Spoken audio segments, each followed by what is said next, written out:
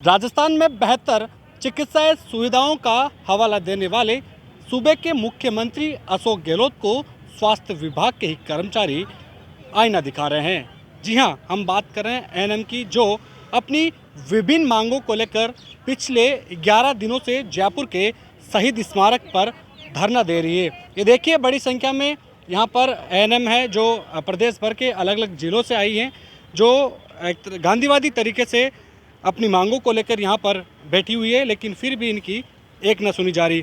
क्या कुछ मांगे हैं इनको लेकर, इनसे ही बात करते हैं। मैम, क्या नाम है आपका, कहाँ से हो आप? मैं जयपुर से ही हूँ और LHV एएनएम संघ ऑफ राजस्थान की संघर्ष समिति की अध्यक्ष अनीता मेहरा हूँ। किन मांगों को लेकर आप बैठे हो काफ़ी समय से? हम 1 तारीख से सामूहिक हड़ताल पर बैठे हुए हैं। पूरे राजस्थान में हमारी 3600 पे ग्रेड करने की मांग है, जो बहुत काफ़ी लंबे समय से चल रही है। और हमारी पदोन्नति जो कभी एएनएम की होती नहीं है, उसकी पदोन्नति के लिए हम सब बहनें बैठे हुए हैं। हमारा पदनाम परिवर्तन जो एएनएम से एएनएम पे ही ख़त्म हो जाता है, पदनाम परिवर्तन भी नहीं होता है। तो इन सभी चीज़ें हैं, और भी हमारी बहुत सारी चीज़ें हैं जिसकी वजह से मतलब ये मान लो कि बहुत ही संघर्ष करना पड़ रहा है, हमें लंबे समय से करना पड़ रहा है। सरकार अभी तक तो सुन नहीं रही है।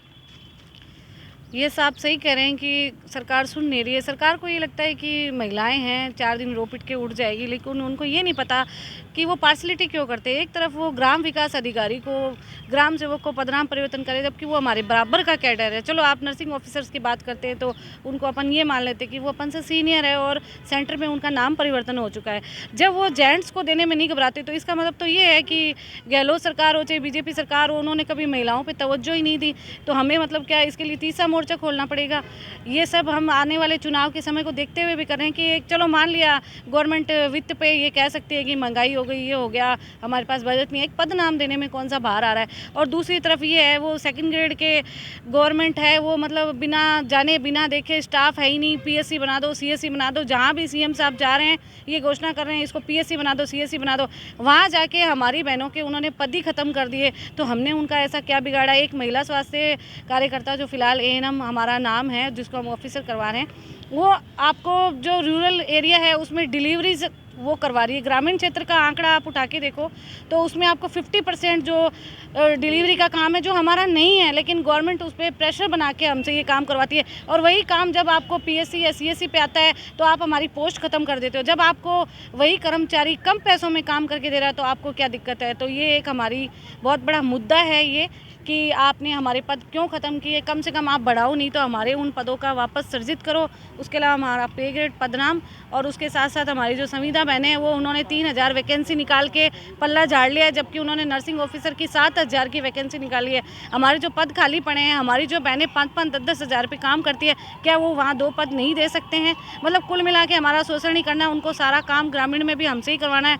हमारे पद भी बढ़ाने नहीं है और उनको हमारी पद कटौती भी करनी है, हमें पदनाम भी देना। इसका मतलब आने वाले टाइम में उनको जो एएनएम से, उनको ये नहीं पता कि वो रूरल की सारी महिलाओं को और वहाँ की जितनी पॉपुलेशन है उनको डील करती है, और वो चुनाव में उनके कितना उनका इफेक्ट आ सकता है। शायद इस बात को गवर्नमेंट गंभीर रूप से नहीं ले रही है, क्योंकि हमारे आज तक जो लीडर्स हैं वो मेल्स हैं।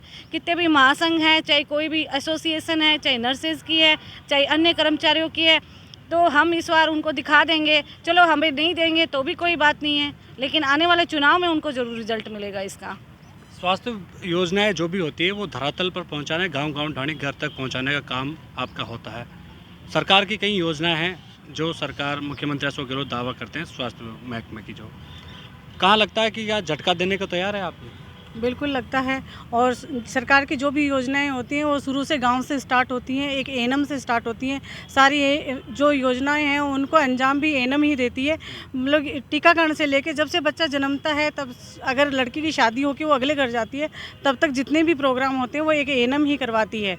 और जो ये सरकार इतने सारी प्रॉब्लम, मतलब रोज़ाना नए इन्होंने जो चला दिए हैं, प्लान चला दिए हैं, उनके लिए तो सरकार तैयार रहती है कि हाँ, ये सिर्फ एएनएम और आशाएं हैं जाके करेंगी, लेकिन उनके पास ये नहीं होता कि उसे और भी तो साधनों की, इनकी सबकी ज़रूरत होती है, वो सब भी उनको चाहिए। उनका पदनाम उनको नहीं मिलता है। एएनएम के नाम से लोग ये कहने लगे, कौन जा रहा है, एक एएनएम जा रही है। एएनएम का कोई इज्जत नहीं है गाँव में। एएनएम के नाम पे कोई इज्जत नहीं करते लोग। तो हमें एक प्रमोशन चाहिए, अगर सेकंड ग्रेड को अगर ऑफिसर का दर्जा मिलता है तो एएनएम को भी मिलना चाहिए। हम चाहते हैं कि हमें भी इज्जत से लोग देखें, हमारे स्वाभिमान के साथ हम ये नाम पदनाम चाहते हैं। सरकार से बार बार ये अपील कर रहे हैं। गहलोत सरकार ने गाँवों में जाके हर किसी को कुछ ना कुछ उनको गिफ्ट दे रहे हैं और बहुत सारी चीज़ें दी जा रही हैं। चिकित्सा विभाग में नई नई चीज़ें हैं जो कि बांटी जा रही है। तो हम हमारा एक छोटा सा पदनाम है, वो तो परिवर्तन चाहेंगे नहीं चाहेंगे। चुनावी साल में बहुत कुछ बांटा जा रहा है और यही उनको भी उम्मीद है, लेकिन सरकार का कोई प्रतिनिधि वार्ता के लिए पहुंचा अभी तक? नहीं, हम 1 तारीख से यहाँ पे अनिश्चितकालीन धरने पे बैठे हुए हैं। अभी तक सरकार की तरफ से कोई न तो कोई हमें से वार्ता हुई है, नहीं हमसे कोई भी कुछ पूछा गया है। चिकित्सा मंत्री से कोई मुलाकात? नहीं। कोई प्रतिनिधिमंडल गया हो आपका? नहीं, अभी उन्होंने वार्ता के लिए हमें बुलाया ही नहीं। तो फिर ऐसे कब तक बैठे रहोगे? हम जब तक गवर्नमेंट हमारी बात नहीं सुनेगी, जब तक हमारी मांगों पर गौर नहीं करेगी, जब तक हमारी मांगे वो लिखित में नहीं देगी, तब तक हम यहाँ से कहीं नहीं जाएंगे।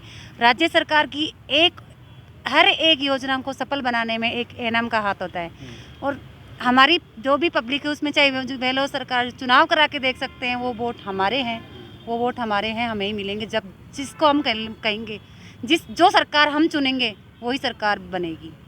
राज्य सरकार की जितनी भी योजनाएं अभी महंगाई राहत कैंप चल रहे हैं, उनमें सबसे ज़्यादा योगदान हमारा रहता है।